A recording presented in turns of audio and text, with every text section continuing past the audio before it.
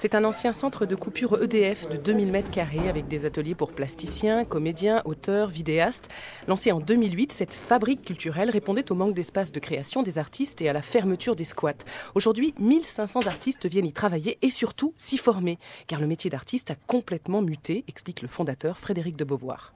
Les artistes ont pris conscience d'une chose, c'est qu'il allait falloir qu'ils se débrouillent tout seuls. C'est pas forcément la première chose à penser quand on veut créer une œuvre et pas forcément quelle subvention je vais demander aux affaires culturelles. Oui. On peut déjà commencer à réfléchir non seulement à comment je construis mon œuvre sur son plan artistique, mais comment aussi je construis mon métier sur son plan économique. Comment je vais réussir à en vivre et comment tout ce que l'on fait est financé et pas simplement le soir de la représentation ou le jour de l'expo. Au 3e étage, la scénographe Sophie Thaïs sculpte du carton. La crise lui a fait perdre tous ses contrats avec les théâtres et donc son intermittence. Alors aujourd'hui, elle propose des ateliers dans les écoles, les maisons de retraite et les entreprises.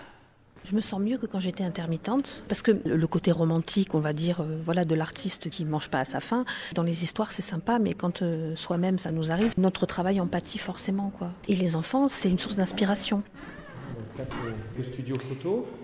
Comme l'est aussi ce regroupement d'artistes qui s'organisent en réseau comme de véritables entrepreneurs. La photographe Marie-Charlotte Loreille, par exemple, finance son travail artistique via un financement participatif en ligne et pour vivre, elle fait des photos de mariage. Quand on se lance, il faut être multitâche, quoi. Il faut savoir communiquer, il faut avoir des notions un peu de comment vendre ses produits. C'est un gros travail. C'est vrai que pendant ce temps-là, on ne fait pas de photos. Et c'est là le hic. Parfois, le côté économique prend le dessus sur l'artistique, d'où l'appel lancé aux politiques par un des défricheurs du sujet.